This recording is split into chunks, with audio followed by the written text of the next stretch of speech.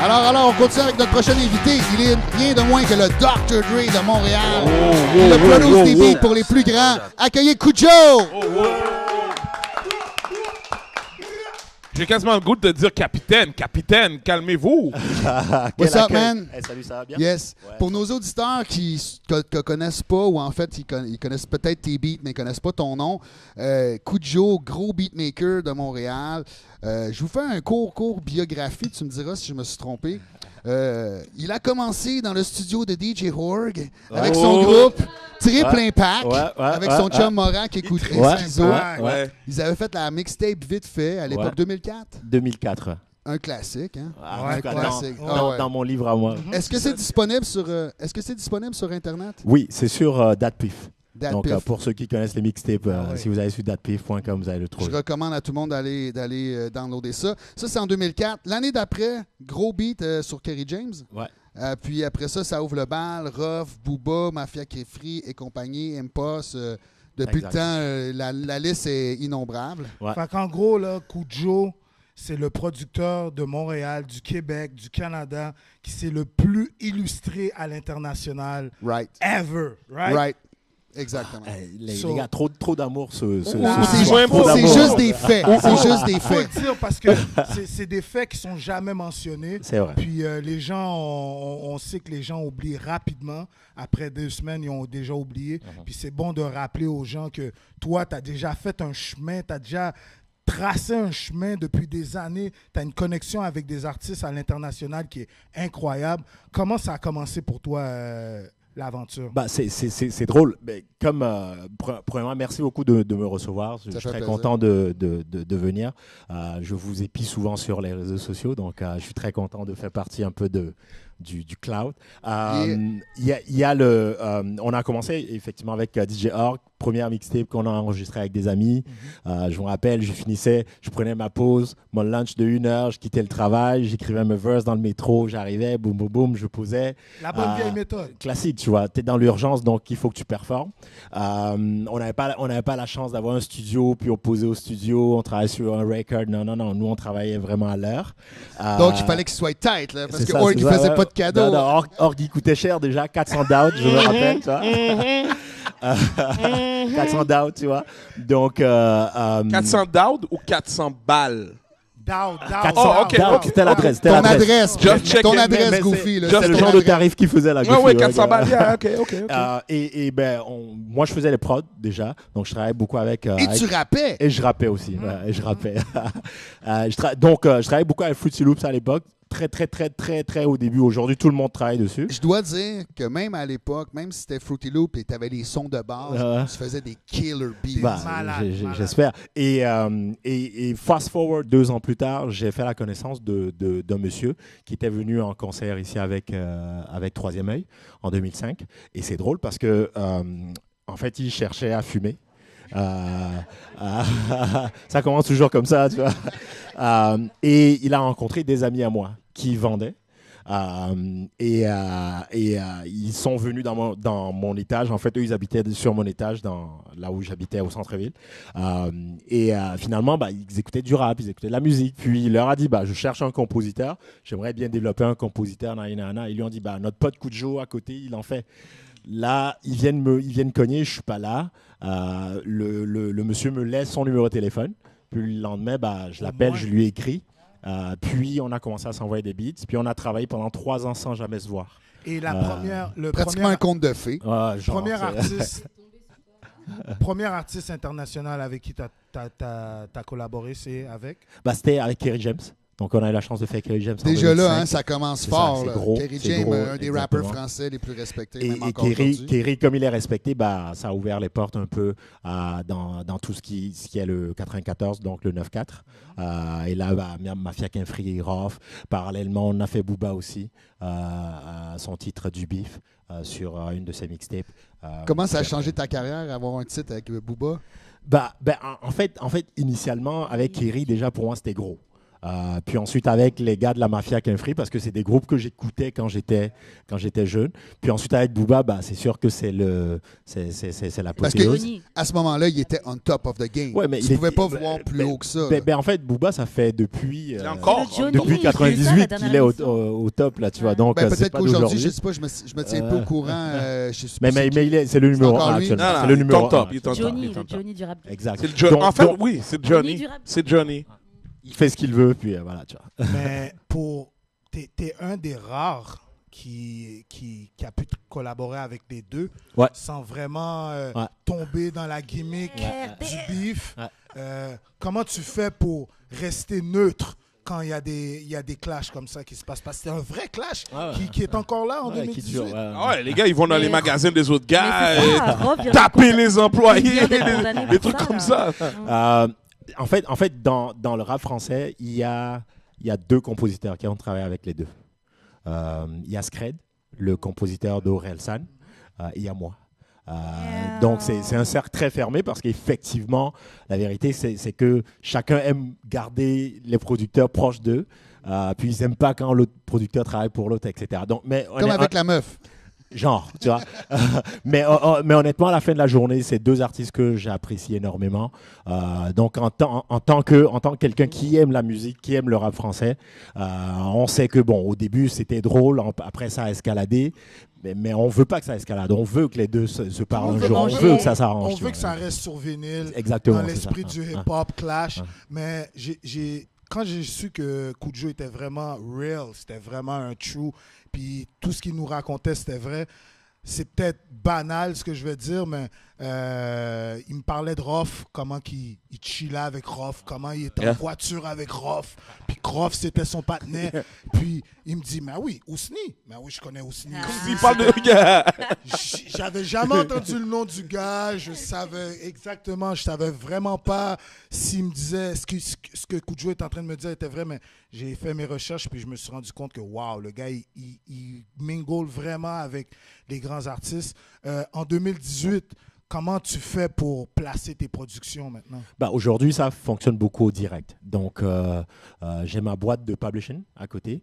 Ça s'appelle PS23 pour le psaume 23. On est signé avec Warner Chappell en slash en coédition avec eux. Donc, mais c'est vraiment du groundwork. Donc, je me lève hier soir, on travaillait très fort jusqu'à tard la nuit, puis on envoie les prods directement aux artistes. Mais t'envoies les commandes? T'envoies des commandes ou t'envoies qu'est-ce que tu penses de ce beat-là? Souvent, de la maison de disque, du publishing, je reçois souvent ce qu'ils appellent des briefs. Donc, tel artiste cherche tel type de truc, puis moi, je travaille dessus. Donc, des fois, c'est des commandes, mais souvent, je l'envoie. Donc, actuellement, j'ai envoyé des trucs tout récemment à des artistes comme Damso. Puis j'ai envoyé basé sur ce que j'aime. Puis ça j'aime bien, garde-le pour moi. Tac, tac, tac. Donc voilà, tu vois. Mais comment tu faisais avant? Parce que comment tu faisais avant? En tout cas, comment toi tu détermines? Qu'est-ce qui a déterminé selon toi? Qu'est-ce qui a été la clé de ton succès et comment tu as fait justement tes connexions? Parce qu'il y a plein de gens qui font des beats qui sont bons mais qui ne savent pas forcément comment push plus loin leur... c'est sûr qu'il y a plusieurs éléments. Oui, il y a le talent, mais il n'y a pas que le talent. Right? Il y a aussi le timing. Donc, il y a des gens qui appellent ça le timing, il y a des gens qui appellent ça la chance, il y a des gens qui appellent ça toutes sortes de choses. Attends, mais tu as raison. En fait, il y a 3 ingrédients au succès. Le talent, visiblement, tu l'as. Après ça, la chance, le timing, ça, tu l'as eu. Mais il y a aussi le grind. Il y a le grind, le travail. Moi, je connais beaucoup de gens qui ont du talent puis qui s'assisent sur leur talent puis qui ne veulent pas se forcer. Mais comme Kudjo, il vous l'a dit, lui, il venait au studio, mais en fait, il travaillait, puis à sa pause, sa journée, elle finissait, il chillait pas. En fait, je veux dire, si tu veux travailler sur ton talent, il n'y en a pas de chilling. Non, si c'est tu sûr. te lèves le matin, tu bosses. C'est du travail. Tu te lèves le matin, t'envoies. Aujourd'hui, honnêtement, avec les artistes qui sont sur les réseaux sociaux, tu peux littéralement leur envoyer des prods et puis voilà. Écoute, moi, la question, parce que je trouve l'entrevue un peu complaisante, les questions sont très faciles. Vas-y. Moi, je vais te poser en fait la même question que j'ai posée à Jean-Pascal quand j'ai eu à mon émission il y a plusieurs années. Ce que les gens, le vrai monde veulent savoir, est-ce que tu es rich, hood rich, c'est Léonard rich, ou Westmount rich? Ou Instagram rich. What kind of rich que t'es maintenant? Parce que bon, tu sais, tes beats ont été sur des albums qui sont vendus maintenant à plusieurs millions d'exemplaires. Si je fais fois juste 5 cents en moyenne. Tu pourras même pas me dire ça fait combien. C'est un mauvais deal, ça. C'est un mauvais deal. En gros, Goofy veut savoir si tes papiers sont réglo. Le paperwork straight. Non, tu dois choisir A, B, C ou D. Rich, j'ai Wood ta Rich, On va répondre à On a- Saint Léonard Rich ou Westmount Rich. Pour répondre à la question à Goofy, Billy va nous montrer quelque chose qui est derrière Goofy. Ça va te Alors, permettre d'évaluer. dévoilement du Sounds like disque Westmount d'or. Rich. Alors ici, c'est un dévoilement d'un disque d'or à God l'effigie de Ruff damn. au nom de Cujo. Faites du bruit, come on! Alors ça, c'est rare dans le rap game, particulièrement au Québec. Il y a un disque d'or, ça, c'est combien d'unités vendues? 50 000? Maintenant, c'est 50 000 en France. Ça, c'est 50 pour 000. ROH de Exact. Z. Donc, c'est pour l'album Ruff. C'est pour l'album Rough Game qui est sorti en 2016. Et attendez, Fin c'est pas tout. 2016, donc ça a été certifié. Donc, on parle de quoi, là? 50 000 fois 5 cents? 50 000 fois 10 Tu pourras cents? même pas le Goofy, c'est un calculer. mauvais deal. 50 C'est un 000 mauvais fois deal. 2 piastres? C'est un mauvais deal. Ah Non, oui! mais pour répondre à ta question, honnêtement, je te dirais que je suis béni. Ouais. Je suis privilégié. Donc, fait que c'est all of the above, si tu veux. Là. J'aime comment tu contournes la Parenthèse. question. OK, une parenthèse. Il y a un deuxième disque d'or où il est platine, celui damn. On continue. Platine, un De disque platine de l'album de Jules, c'est ça? Jules. Ça, c'est l'album de Joel. Ouais. Puis, Le gars qui c'est vend, combien qui platine? vend, qui C'est vend. 100 000? C'est 100 000. Ouais. 100 000. Donc là, on a 150 000 albums vendus officiels avec les beats. C'est pas Zoom pas sur J'aimerais le nom, là, j'aimerais on que voit les bien gens Cujo. j'aimerais que les gens prennent le temps de vraiment comprendre ce qui se passe là. On a un gars qui est un producteur d'ici, man, qui nous amène des preuves, des vraies preuves, des plaques. J'ai jamais touché à une plaque de ma vie. Disque d'or, des preuves tangibles, disque d'or, disque platine, 500 000, 1 million, 50 000, excuse-moi. Il multiplie par 50 10. 000, je suis excité. Je suis vraiment content. J'ai jamais touché à des, attention à avec des- l'affaire, à s'il vous des plaît. trucs certifiés. Ils ont fait un maximum de bruit pour Cujo. Yeah.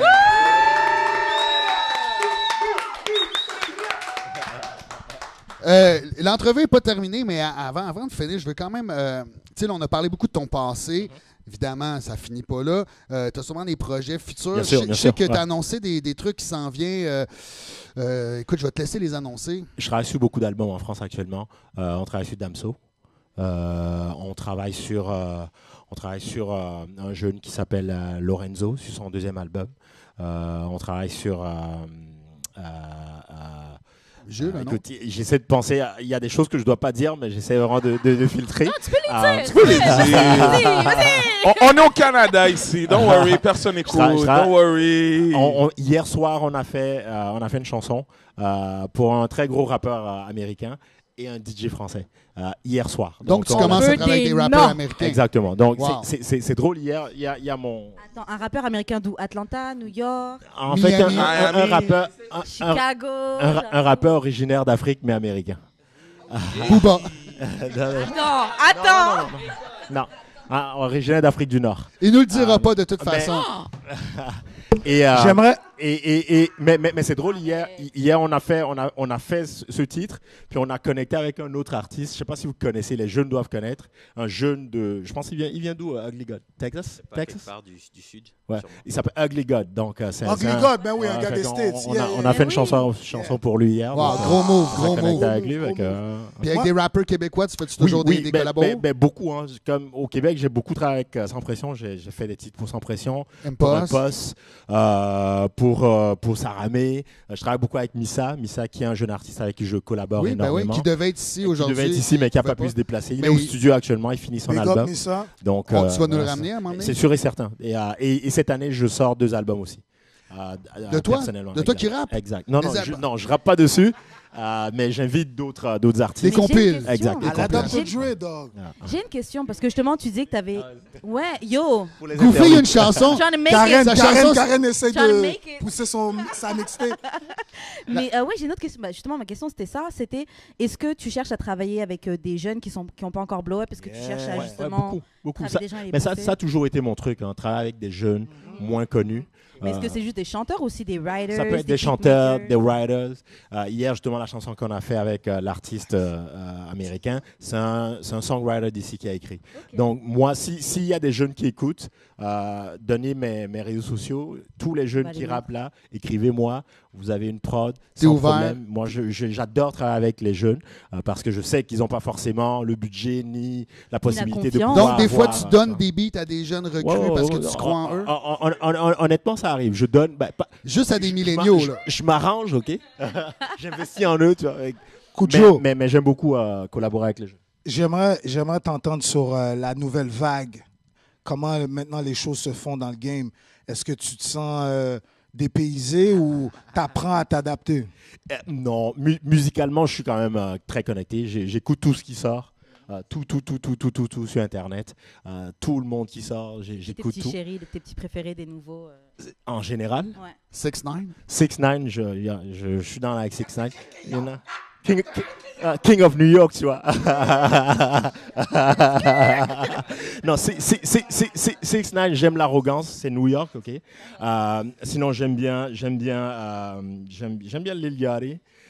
Mais les jeunes, je suis partant avec les jeunes. Mais évidemment, de toute façon, tu as déjà le nouveau son. C'est pas comme s'il y a un problème. C'est ça, tu vois, je m'adapte un peu. Tu l'as toujours eu, en fait. Je comprends ce qu'ils font. Sinon, ce que tout le monde écoute, j'écoute un peu de tout. Au Québec? Au Québec, j'écoute beaucoup ce qui se fait, c'est sûr. Céline Dion, Lara Fabian.